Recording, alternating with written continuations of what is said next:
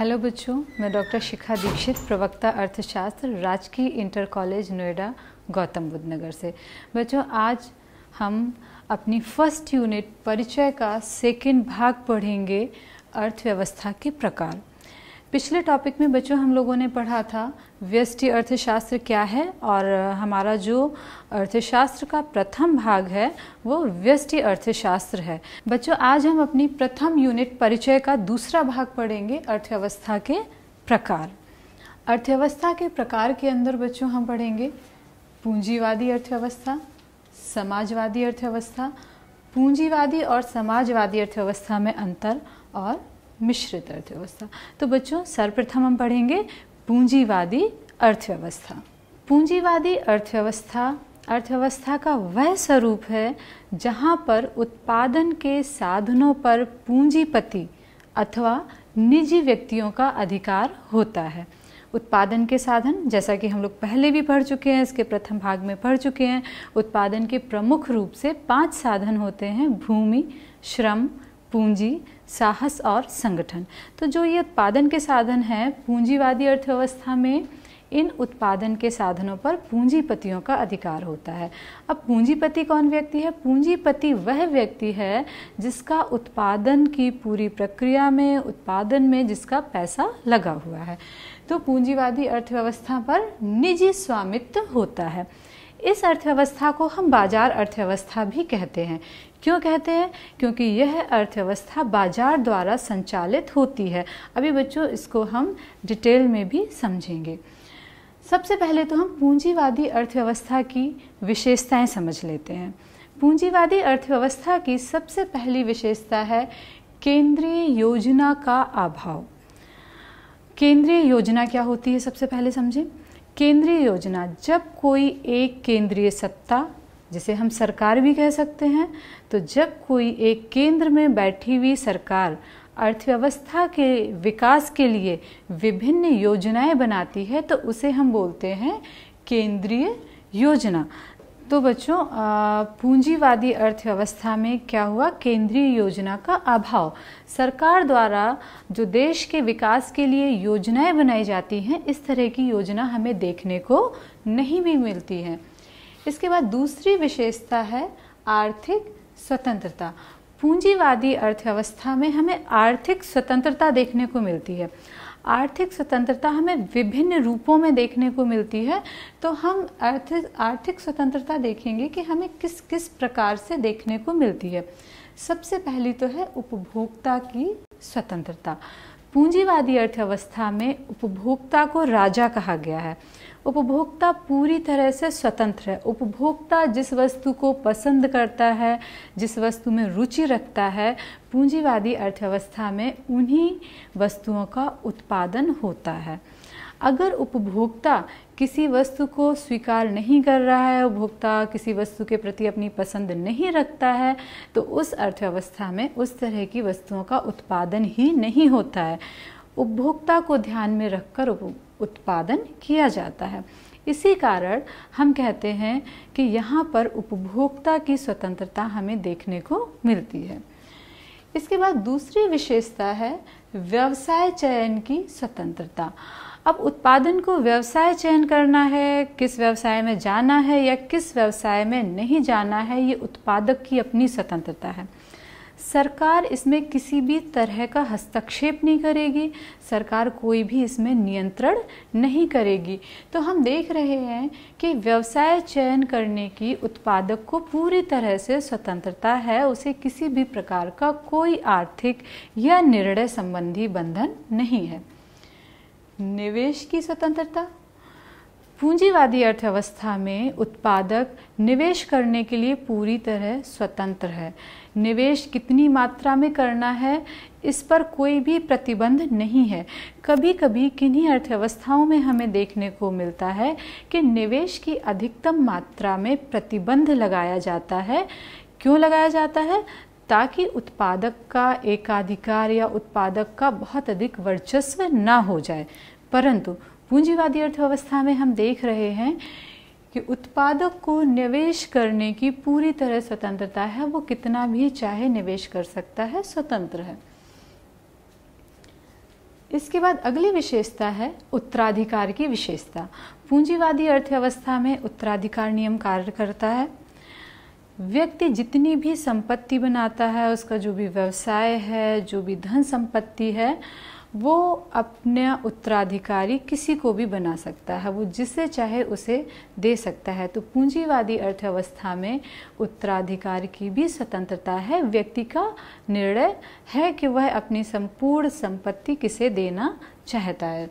तो बच्चों, हमने ये अभी आर्थिक स्वतंत्रता के रूप देखे कि हमें पूंजीवादी अर्थव्यवस्था में किस प्रकार से आर्थिक स्वतंत्रता देखने को मिलती है। बच्चों, अब हम इसकी अगली विशेषता देखेंगे, लाभ का उद्देश्य। लाभ का उद्देश्य भी एक महत्वपूर्ण विशेषता है, क्योंकि एक जो पूंजीपति कार्य करता है, जब निजी व्यक्ति कार्य करता है, तो सदैव उसका लाभ के उद्देश्य की भावना कार्य करती है। वह सदैव ही सोचता है कि वो अधिक से अधिक उत्पादन करे और अधिक से अधिक बिक्री करे। तो वो पूरी तरीके से लाभ की भावना केंद्रित करके ही कार्य करता है। बच्चों, यहाँ पे हम अगली विशेषता देख रहे हैं, प्रतियोगिता। पूंजीवादी अर्थव्यवस्था में हमें विभिन्न उत्पादन फर्मों एवं इकाइयों के बीच प्रतियोगिता देखने को मिलती है। प्रत्येक उत्पादन इकाई एक दूसरे से आगे बढ़ना चाहती है। तो हमें विभिन्न प्रकार की प्रतियोगिताओं के स्वरूप देखने को मिलते हैं, जैसे पूर्ण प्रतियोगिता, अपूर्ण प्रतियोगिता एवं एकाधिकार। अगली विशेषता है आर्थिक असमानता। पूंजीवादी अर्थव्यवस्था में हमें आर्थिक असमानता बहुत अधिक मात्रा में देखने को मिलती है, क्योंकि हमने देखा उत्पादन के साधनों पर पूरा वर्चस्व किसका है? पूंजीपति का, अथवा कहें जिस व्यक्ति का पैसा लगा हुआ है। अब ऐसे में क्या होता है, समाज दो वर्गों में बढ़ जाता है। एक वर्ग हो जाता है निर्धन वर्ग और एक वर्ग होता है धनी वर्ग। उत्पादक वर्ग हो गया धनी वर्ग और जो श्रमिक वर्ग है वो हो गया निर्धन वर्ग। तो समाज में आर्थिक असमानता व्याप्त हो जाती है अमीर और गरीब में। हमारा अगला बिंदु है सरकार की भूमिका। पूंजीवादी अर्थव्यवस्था में अगर हम सरकार की भूमिका की बात करते हैं तो यहाँ पे सरकार की भूमिका पूरी तरह से शून्य है, अथवा हम कहें सरकार की कोई भूमिका है ही नहीं, क्योंकि सरकार आर्थिक जगत में कहीं भी हस्तक्षेप नहीं करेगी। अभी हमने जब आर्थिक स्वतंत्रता के बिंदु पढ़े थे तो हमने देखा था उत्पादक को सभी निर्णय लेने का सरकार ने अधिकार दे दिया है। तो सरकार जब आर्थिक हस्तक्षेप कर ही नहीं रही है तो यहाँ पे सरकार की कोई भी भूमिका नहीं रह जाती है। अगली विशेषता है उपभोक्ता की सर्वोच्चता। पूंजीवादी अर्थव्यवस्था में उपभोक्ता सर्वोच्च है। उपभोक्ता के हितों को ध्यान में रखते हुए ही उत्पादन किया जाता है। तो बच्चों, अभी हमने ये पूंजीवादी अर्थव्यवस्था की विशेषताएं समझी। अब हमें कुछ चीज़ें और समझ लेते हैं, जैसे कि अगर हम देखें पूंजीवादी अर्थव्यवस्था का स्वरूप विश्व में हमें कहाँ देखने को मिलता है, तो हम देखेंगे कि विश्व के अधिकांश देशों में हमें पूंजीवादी व्यवस्था ही देखने को मिलती है। जैसे अमेरिकी अर्थव्यवस्था हो गई, जापान की अर्थव्यवस्था हो गई, इंग्लैंड की अर्थव्यवस्था हो गई। हम देखते हैं अधिकांश अर्थव्यवस्था पूंजीवादी अर्थव्यवस्था है। तो पूंजीवादी अर्थव्यवस्था के कुछ लाभ हैं और कुछ हानि हैं, क्योंकि हमने विशेषताएं पढ़ी। विशेषताओं में हमें समझ में आ रहा है कि कहीं ना कहीं पूंजीवादी अर्थव्यवस्था के कुछ कमियां भी होती हैं, क्योंकि हम अगली अर्थव्यवस्था पढ़ेंगे समाजवादी अर्थव्यवस्था। तो हमें देखना है कि पूंजीवादी अर्थव्यवस्था की क्या कमियां थी जिनके कारण समाजवादी अर्थव्यवस्था का उदय हुआ। पूंजीवादी अर्थव्यवस्था में जैसे कि हमने देखा सरकार की कहीं कोई भूमिका नहीं हो रही है। तो ऐसी स्थिति में क्या हो जाता है, कभी कभी उत्पादक है वह शोषण की स्थिति में हो गया कि वह उपभोक्ता का शोषण करने लगता है। एक तरफ तो हमने कहा उपभोक्ता राजा है, लेकिन दूसरी तरफ वही उत्पादक उपभोक्ता का शोषण करने लगता है। वह अधिक महंगी वस्तुएं भी बेच सकता है, वह आर्थिक क्रियाएं अपने अनुसार कर सकता है। इसके लिए हमें इसका एक बहुत ही महत्वपूर्ण बिंदु और समझना होगा। पूंजीवादी अर्थव्यवस्था का एक बहुत ही महत्वपूर्ण बिंदु है मूल्य यंत्र। हमने प्रारंभ में पढ़ा था पूंजीवादी अर्थव्यवस्था को हम बाजार अर्थव्यवस्था भी कहते हैं। इस मूल्य यंत्र के माध्यम से हमें समझ में आएगा कि हम पूंजीवादी अर्थव्यवस्था को बाजार अर्थव्यवस्था क्यों कहते हैं। इसे हम मूल्य यंत्र भी बोलते हैं और कीमत यंत्र भी बोलते हैं। यहाँ बच्चों आपका ये समझना बहुत आवश्यक हो जाता है। आपको इसके माध्यम से समझ में आएगा कि पूंजीवादी अर्थव्यवस्था कैसे काम करती है उस स्थिति में जब सरकार का यहाँ पे कोई हस्तक्षेप नहीं है। तो बच्चों ये चित्र हम देख रहे हैं। चित्र में एक x अक्ष है और एक y अक्ष है। बच्चों हम चित्र में देख रहे हैं जो ये S वक्र है इसे हम पूर्ति रेखा बोलते हैं।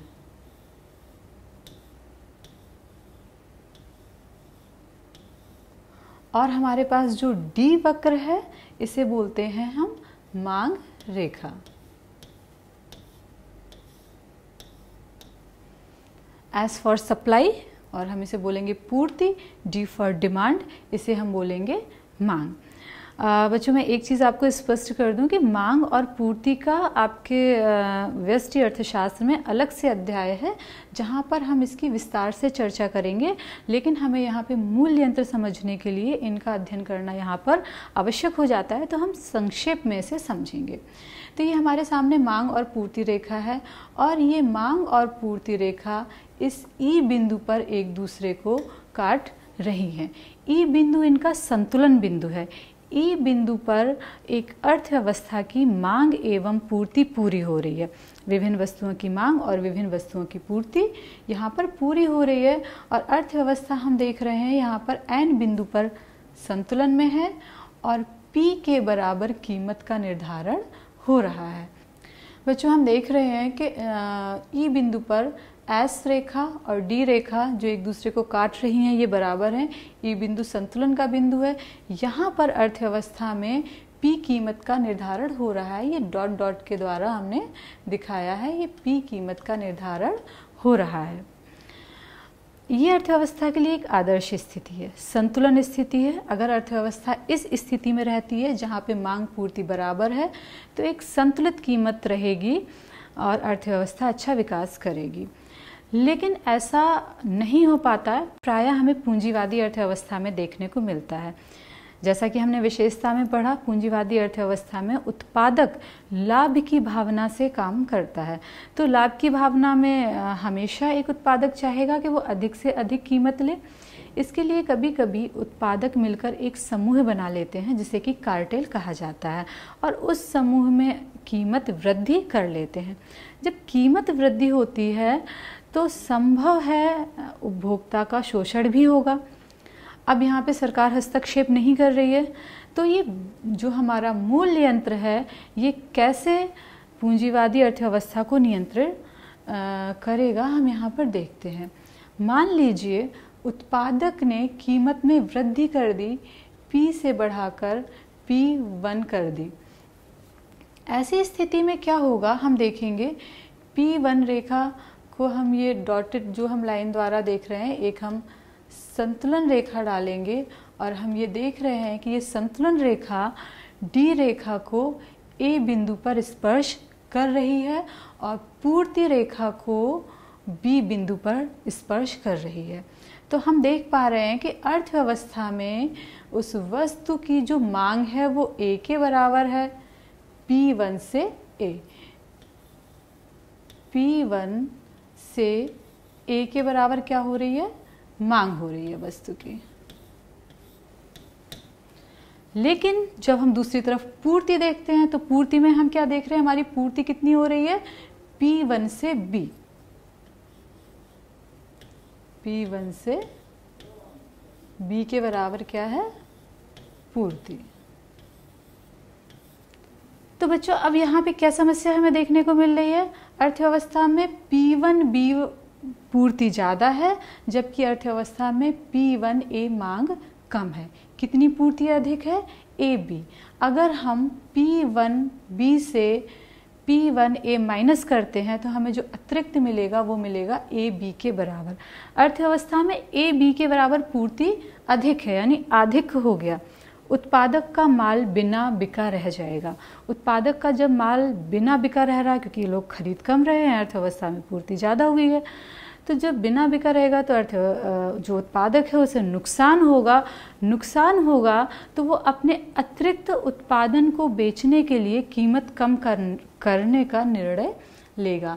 तो कीमत कम करने के लिए वह पुनः संतुलन में आएगा, क्योंकि कीमत स्वाभाविक रूप से कम हो रही है, पूर्ति ज़्यादा है और मांग कम है, तो कीमतें नीचे आना शुरू हो जाएंगी और हम पुनः इस संतुलन बिंदु पर आ जाएंगे और हमें अपनी पुरानी पी कीमत फिर से प्राप्त हो जाएगी।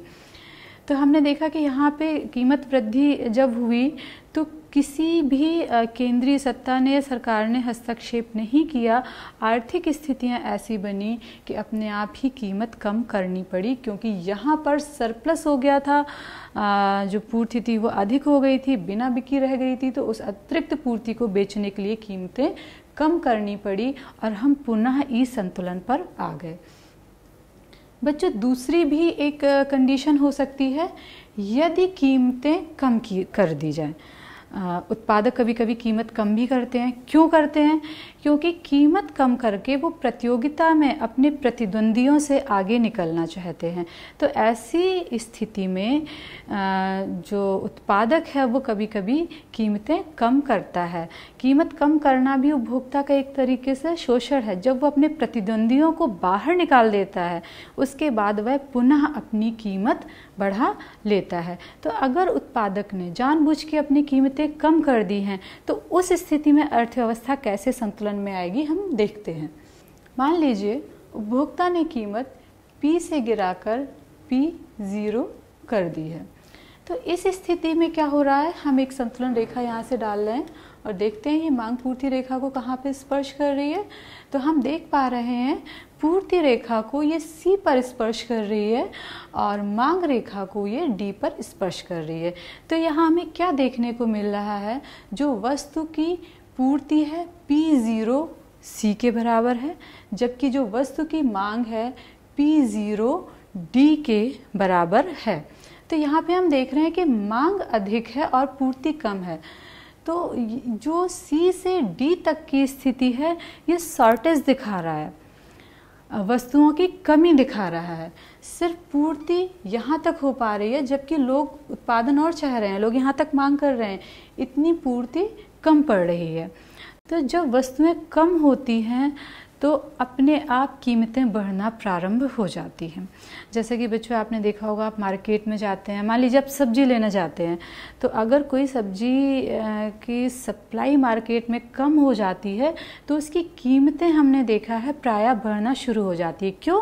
क्योंकि वो मार्केट में आ नहीं रही है, उसकी पूर्ति कम है, जिस कारण से उसकी कीमतें बढ़नी हो जाती है। बच्चों आपने देखा है, बाजार में प्रायः ही देखा होगा, सभी बच्चों ने देखा होगा। तो वही स्थिति यहाँ पर होती है कि पूर्ति कम है, मांग ज़्यादा है। तो रीज़न क्या होगा कि यह वस्तु महंगी होना शुरू होगी, कीमतें बढ़ना शुरू होगी और हम पुनः अपने संतुलन पर फिर से पहुंच जाएंगे। जैसे ही कीमतें बढ़ना शुरू होंगी, पूर्ति बढ़ना शुरू हो जाएगी और मांग थोड़ी सी कम होना शुरू हो जाएगी और पुनः हमें ई बिंदु पर संतुलन प्राप्त हो जाएगा बिना किसी सरकारी हस्तक्षेप के। तो हम कह सकते हैं जो मूल यंत्र है ये पूंजीवादी अर्थव्यवस्था का आधार है। यहाँ पर जो मूल यंत्र कीमतों को अपने आप संतुलित कर रहा है, वस्तुओं की मांग एवं पूर्ति को भी हमने देखा कि ये कैसे संतुलित कर रहा है। और बच्चों ये मूल यंत्र सिर्फ ऐसा ही नहीं है कि आपको पूंजीवादी अर्थव्यवस्था के आधार के रूप में पढ़ना है। आप अर्थशास्त्र पढ़ेंगे तो ये कई जगहों पर मूल यंत्र आएगा, इसलिए आपको ये कैसे कार्य करता है इसे समझना बहुत अधिक आवश्यक हो जाता है। तो बच्चों हमें समझ में आया कि पूंजीवादी अर्थव्यवस्था में बहुत सारे अच्छी चीज़ें भी हैं और बहुत सारी चीज़ें हैं जो अर्थव्यवस्था के लिए अच्छी नहीं हैं, जैसे गरीबी का फैलना या जो हम कह सकते हैं आर्थिक असमानता फैल जाती है। एक धनी वर्ग है और एक गरीब वर्ग है, ये शोषण की स्थिति उत्पन्न करता है। इसी शोषण के विरोध में उत्पन्न हुई है समाजवादी अर्थव्यवस्था। लेकिन आज हमें रूस में समाजवादी अर्थव्यवस्था देखने को नहीं मिलती है। 1990 में रूस का विघटन हुआ था और समाजवादी अर्थव्यवस्था वहाँ से समाप्त हो गई। समाजवादी अर्थव्यवस्था का अगर हम रूप कहीं देखने को मिलता है तो चीन में। तो समाजवादी अर्थव्यवस्था के रूप में वर्तमान समय में चीन की अर्थव्यवस्था ही आती है। समाजवादी अर्थव्यवस्था क्या है? समाजवादी अर्थव्यवस्था की वह स्थिति है जहाँ पर उत्पादन के समस्त साधनों पर सरकार का अथवा समाज का अधिकार होता है। सरकार का अधिकार होता है तो स्वाभाविक सी बात है समाज का अधिकार होता है, क्योंकि सरकार की चीज़ पर पूरा समाज अधिकार रखता है। सरकारी वस्तु कोई भी वर्ग भेद नहीं करती है कि इस पर धनिकों का अधिकार ज़्यादा है या निर्धन का अधिकार ज़्यादा है। जैसा कि हमने पूंजीवादी अर्थव्यवस्था में देखा था, जो भी उत्पादन के संसाधन थे उन पर पूरी तरीके से पूंजीपतियों का अधिकार था। क्यों था? क्योंकि पूंजीपति का पैसा लगा हुआ था, सरकार का वहाँ कोई हस्तक्षेप नहीं था। लेकिन हमने समाजवादी अर्थव्यवस्था में देखा उत्पादन के जो साधन हैं उन पर पूरे समाज का समान रूप से अधिकार है। तो इस समय एक चीज़ तो समझ में आ जाती है कि यहाँ पे एक आर्थिक समानता आ गई, क्योंकि पूरे समाज का बराबर का अधिकार है। यहाँ कोई पूंजीपति नहीं है, कोई धनी नहीं है और ना ही कोई निर्धन है या श्रमिक है। सभी लोग समान रूप से सभी उत्पादन के साधनों का प्रयोग कर सकते हैं। समाजवादी अर्थव्यवस्था को समझने के लिए हम समाजवादी अर्थव्यवस्था की कुछ विशेषताएं समझते हैं। समाजवादी अर्थव्यवस्था की विशेषता, सबसे पहली विशेषता है उत्पत्ति के साधनों पर समाज का अधिकार। उत्पत्ति के साधन भूमि, श्रम, पूंजी, साहस, संगठन, इन साधनों पर पूरे समाज का बराबर से अधिकार है। दूसरी विशेषता है आर्थिक नियोजन। आर्थिक नियोजन का मतलब होता है जब अर्थव्यवस्था का विकास योजनाबद्ध तरीके से किया जाए या योजना बनाकर किया जाए तो वह स्थिति कहलाती है आर्थिक नियोजन। तो समाजवादी अर्थव्यवस्था में भी हमें आर्थिक नियोजन देखने को मिलता है। अर्थव्यवस्था का विकास सरकार विभिन्न योजनाओं के माध्यम से करती है। इसके बाद हमें अगली विशेषता देखने को मिलती है केंद्रीय सत्ता। समाजवादी अर्थव्यवस्था में एक केंद्रीय सत्ता होती है। केंद्रीय सत्ता यानी केंद्र में एक सरकार होगी जो पूरी अर्थव्यवस्था को नियंत्रित कर रही है। इस पॉइंट को बच्चों आप भारत की अर्थव्यवस्था से भी समझ सकते हैं। भारत में एक केंद्रीय सत्ता है, जो केंद्रीय सरकार है वह केंद्रीय सत्ता कहलाएगी। सामाजिक कल्याण। समाजवादी अर्थव्यवस्था का एक बहुत प्रमुख उद्देश्य है सामाजिक कल्याण। समाजवादी अर्थव्यवस्था का उद्देश्य ही है कि अमीर और गरीब का भेद मिटे, आर्थिक समानता आए और प्रत्येक व्यक्ति का समान रूप से सामाजिक कल्याण हो। धन का समान वितरण। समाजवादी अर्थव्यवस्था में जो भी संपत्ति है उसका समान वितरण है। क्यों? क्योंकि यहाँ पे ऐसा तो है नहीं कि किसी व्यक्ति की संपत्ति अधिक हो, किसी व्यक्ति की संपत्ति कम हो। सारा अधिकार तो हो गया सरकार का, और वहाँ पे जो भी लोग हैं वो अपनी योग्यता और क्षमता के अनुसार कार्य करते हैं और उसके बदले में उन्हें अपनी योग्यता और क्षमता के अनुसार वेतन प्राप्त होता है। तो ऐसी स्थिति में क्या है, धन का समान वितरण है। धन या संपत्ति कहीं केंद्रीकृत नहीं होती है कि कुछ प्रमुख व्यवसायियों या उद्यमियों के हाथ में पूरी धन या संपत्ति केंद्रित हो जाए, ऐसा यहाँ पर नहीं होता है। उपभोग तथा व्यवसाय के चयन की स्वतंत्रता। उपभोक्ता तथा उत्पादक को पूरी तरह से स्वतंत्रता है। उपभोक्ता किन चीज़ों को पसंद करता है, किन चीज़ों में रुचि रखता है, उनका उपभोग करने की, और उत्पादक को भी पूरी तरह से स्वतंत्रता है कि वह किन वस्तुओं का उत्पादन करना चाहता है। समाजवादी अर्थव्यवस्था में हमें प्रतियोगिता का भी अभाव देखने को मिलता है। एक दूसरे से आगे निकलने की बहुत ज़्यादा होड़ नहीं होती है यहाँ पर, क्योंकि उत्पादन जो भी कर रहे हैं वो प्रमुख रूप से किसके नियंत्रण में हो रहा है, सरकार के नियंत्रण में हो रहा है। तो सभी लोग समान रूप से विकास करते हैं, हमें यहाँ पे प्रतियोगिता नहीं देखने को मिलती है। अब बच्चों, हमने अभी पूंजीवादी अर्थव्यवस्था पढ़ी, समाजवादी अर्थव्यवस्था पढ़ी। यहाँ पर एक बिंदु और डिस्कस कर लेते हैं। क्या हमें वर्तमान में विश्व में अपने शुद्ध रूप में पूंजीवादी अर्थव्यवस्था या समाजवादी अर्थव्यवस्था देखने को मिलती है? तो बात करेंगे नहीं, क्योंकि आज के समय में सभी सरकारों का एक दायित्व है कि वो समाज के कल्याण या मनुष्य के आर्थिक कल्याण के लिए कार्य करें। तो ऐसे समय में हम चाहे पूंजीवादी अर्थव्यवस्था की बात करें या समाजवादी अर्थव्यवस्था की बात करें, उनमें कुछ अंश सरकार का मिला हुआ है, सामाजिक कल्याण का मिला हुआ है। जैसे कि हमने पूंजीवादी अर्थव्यवस्था में पढ़ा कि समाज के विकास के लिए सरकार का कोई रोल ही नहीं है, लेकिन आज के समय में सरकार पूंजीवादी अर्थव्यवस्था में भी सामाजिक कल्याण का ध्यान रखती है। तो हमें कुछ रूप में कहें ना, अर्थव्यवस्थाएं मिश्रित रूप में हमें देखने को मिल जाती हैं, थोड़ा सा उनमें मिश्रण है, चाहे हम समाजवादी अर्थव्यवस्था की बात करें या पूंजीवादी। जैसे कि हम चाइना की अर्थव्यवस्था भी देखते हैं, हमने समाजवादी अर्थव्यवस्था के बिंदु देखे, लेकिन हम देखते हैं कि वहाँ पे जो हम उत्पादन प्रक्रिया देखते हैं वहाँ की, तो उससे हमें लगता है कि वहाँ की अर्थव्यवस्था में समाजवादी अर्थव्यवस्था के साथ कुछ पूंजीवादी अर्थव्यवस्था का स्वरूप है। तो अर्थव्यवस्थाएं आज के समय में मिश्रित रूप में हमें मिलने लगी है। बच्चों, हमने पूंजीवादी और समाजवादी अर्थव्यवस्था पढ़ी, अब इनका अंतर समझ लेते हैं, क्योंकि ये एग्ज़ाम की दृष्टि से बहुत महत्वपूर्ण है। प्रायः पूछे जाने वाला क्वेश्चन है, पूंजीवादी और समाजवादी अर्थव्यवस्था की विशेषताएं बताइए और इनका अंतर बताइए। तो पूंजीवादी अर्थव्यवस्था और समाजवादी अर्थव्यवस्था का हम अंतर समझ लेते हैं। पूंजीवादी अर्थव्यवस्था में केंद्रीय योजना का अभाव एवं बाजार शक्तियों द्वारा नियंत्रण होता है। पूंजीवादी अर्थव्यवस्था में कोई भी केंद्रीय योजना नहीं होती, यानी सरकार आर्थिक विकास के लिए कोई भी योजना इसमें नहीं बना रही होती है। और जो पूरी अर्थव्यवस्था है वो किससे नियंत्रण होती है? बाजार शक्ति। जैसा कि अभी हमने एक मूल यंत्र पढ़ा था, वो बाजार शक्तियाँ ही कहलाएगा। समाजवादी अर्थव्यवस्था में क्या हमें देखने को मिल रहा है? जो समाज का, जो अर्थव्यवस्था का विकास हो रहा है वो केंद्रीय योजना के माध्यम से हो रहा है, यानी सरकार अर्थव्यवस्था के विकास के लिए विभिन्न योजनाएं बना रही है, उन्हें लागू कर रही है और अर्थव्यवस्था का विकास कर रही है। पूंजीवादी अर्थव्यवस्था लाभ के उद्देश्य से कार्य करती है। पूंजीपति का पूरा उद्देश्य होता है कि उसका व्यक्तिगत लाभ हो, लेकिन वहीं दूसरी ओर समाजवादी अर्थव्यवस्था कल्याण के उद्देश्य से कार्य करती है। उसका उद्देश्य होता है कि पूरी अर्थव्यवस्था या पूरे समाज का आर्थिक कल्याण हो, कोई भी अमीर या गरीब का भेद ना हो, वर्ग संघर्ष ना हो, लड़ाइयाँ ना हो। तो समाजवादी अर्थव्यवस्था का उद्देश्य यहाँ पर कल्याण का उद्देश्य होता है। पूंजीवादी अर्थव्यवस्था पे जो उत्पादन के संसाधन हैं उन पर पूरा नियंत्रण पूंजीपतियों का अथवा उत्पादक का होता है।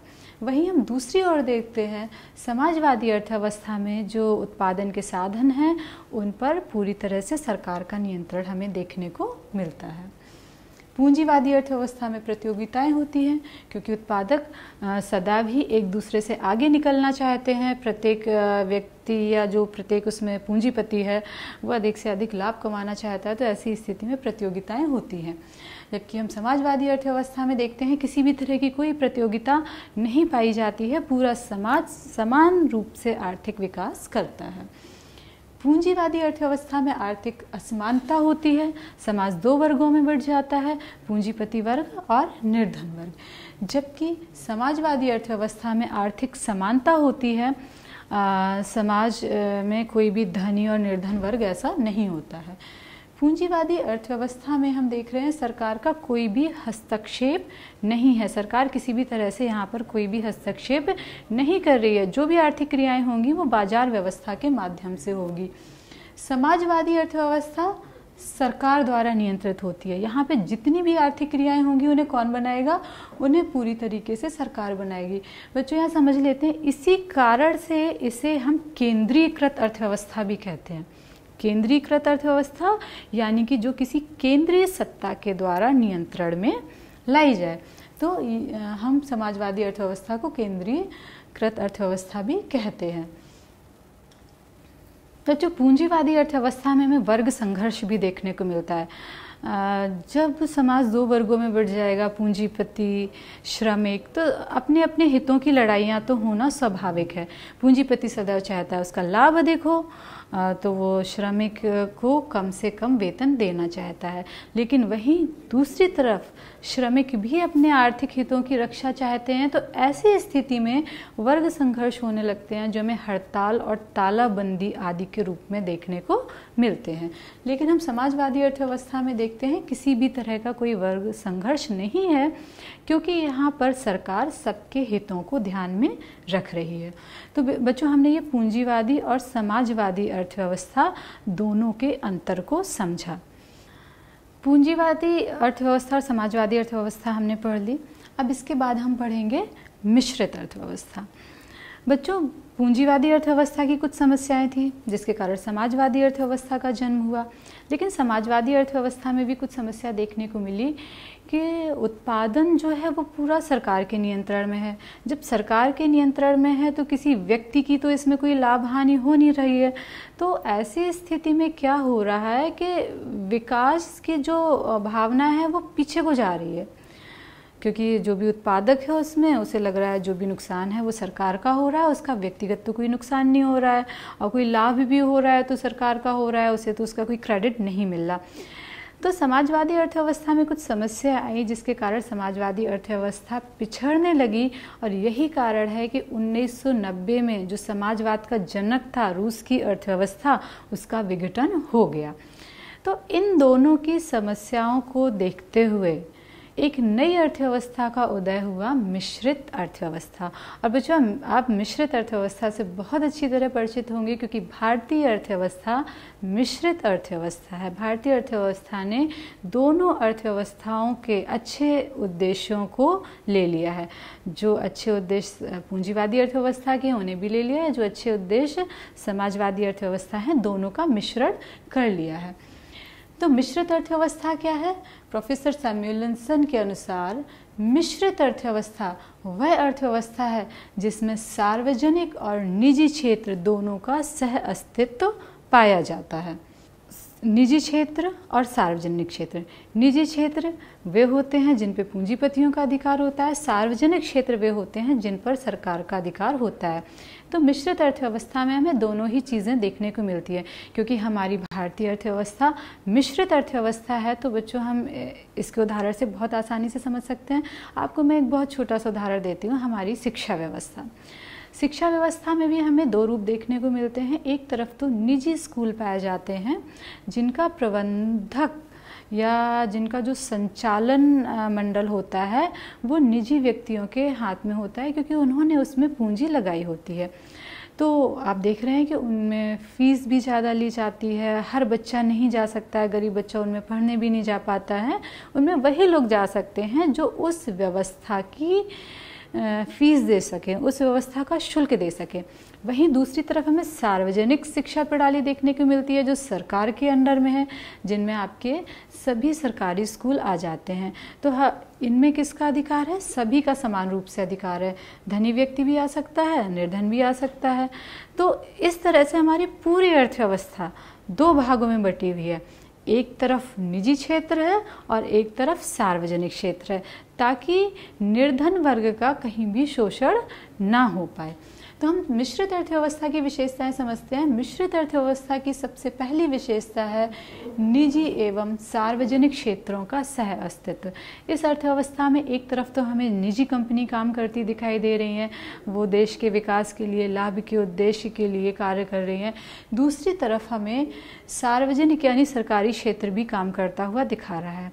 अगर हम सार्वजनिक और निजी कंपनी की बात करें तो आपने बहुत सारे उद्यमी व्यवसायियों का नाम सुना होगा, जैसे रिलायंस है जिनमें आप मुकेश अंबानी, अनिल अंबानी का नाम सुनते हैं, टाटा है, गोदरेज हैं, बिरला हैं।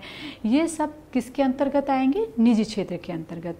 वहीं जब हम सार्वजनिक कंपनियों की कार्य प्रणाली समझते हैं, सार्वजनिक कंपनियों को समझते हैं, तो इसके अंतर्गत आती हैं भेल, ONGC, NTPC। ये सब कंपनी किसके अंदर काम करती हैं? सरकार की व्यवस्था के अंतर्गत कार्य करती है। तो हमें अपनी भारतीय अर्थव्यवस्था में निजी एवं सार्वजनिक क्षेत्र दोनों देखने को मिलते हैं। समाजवाद और पूंजीवाद दोनों के तत्वों का सम्मिश्रण। जैसा कि मैंने आपको प्रारंभ में ही बताया, मिश्रित अर्थव्यवस्था का उदय ही इसीलिए होता है कि हम समाजवादी अर्थव्यवस्था की अच्छाइयाँ ले सकते हैं और पूंजीवादी अर्थव्यवस्था की भी जो लाभ हैं उन्हें हम ले सकते हैं। तो मिश्रित अर्थव्यवस्था में हमें समाजवाद और पूंजीवाद दोनों के तत्वों का मिश्रण देखने को मिलता है। आर्थिक नियोजन, मिश्रित अर्थव्यवस्था में जो देश का विकास होता है वो योजना बनाकर होता है। हम आर्थिक विकास की योजनाएं बनाते हैं, योजनाओं के माध्यम से विकास होता है। इसके तहत आपने देखा होगा भारत में हमेशा से ही योजना आयोग द्वारा पंचवर्षीय योजना बनाई गई और इन पंचवर्षीय योजनाओं के माध्यम से हमने देश का विकास किया। वर्तमान में बच्चों जैसा कि आपको पता होगा योजना आयोग को बदलकर नीति आयोग कर दिया गया। तो आज हमने पढ़ी पूंजीवादी अर्थव्यवस्था, समाजवादी अर्थव्यवस्था और मिश्रित अर्थव्यवस्था। अब बच्चों कुछ हम महत्वपूर्ण प्रश्नों पर भी डिस्कशन कर लेते हैं। महत्वपूर्ण प्रश्नों में हम सबसे पहला प्रश्न देखते हैं, पूंजीवादी अर्थव्यवस्था का अर्थ और विशेषताएं समझाइए। बच्चों ये सभी प्रश्न आप गृह कार्य के रूप में करेंगे। मैंने आपको सारे बिंदु समझाए हैं और सारे बिंदुओं को पूरी तरह से समझाने की कोशिश की है। तो आप अपनी बुक के माध्यम से और आपके जो भी ऑनलाइन व्हाट्सएप द्वारा आपको जो भी टीचर पढ़ा रहे हैं उनसे भी आप सहयोग ले सकते हैं। तो आप इसे गृह कार्य के रूप में करेंगे, पूंजीवादी अर्थव्यवस्था का अर्थ और विशेषताएं समझाइए। उसके बाद समाजवादी अर्थव्यवस्था का अर्थ और विशेषताएं समझाइए। अगला प्रश्न आप करेंगे मिश्रित अर्थव्यवस्था का अर्थ और विशेषताएं समझाइए। इसके बाद अंतिम प्रश्न होगा पूंजीवादी और समाजवादी अर्थव्यवस्था में क्या अंतर है। बच्चों मैंने पहले ही बताया यह प्रश्न अधिकांशतः एग्जाम में भी पूछा जाता है। तो बच्चों आप, मुझे पूरी उम्मीद है कि आप पूरी ईमानदारी से अपना पूरा गृह कार्य कंप्लीट करेंगे। और बच्चों हम अभी इकाई 1 के ही अगले टॉपिक के साथ फिर दोबारा मिलेंगे।